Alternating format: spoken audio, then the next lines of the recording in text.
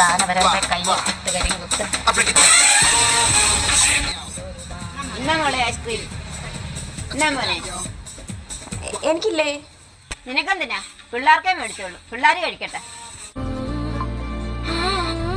ഓ ഇന്നിന് കണ്ണീരിന്റെ പ്രളയമായിരിക്കുമല്ലോ. സത്യം വല്ലാത്തൊരവസ്ഥ തന്നെ. എനിക്കെന്താ അമ്മ വാങ്ങിക്കാഞ്ഞ്?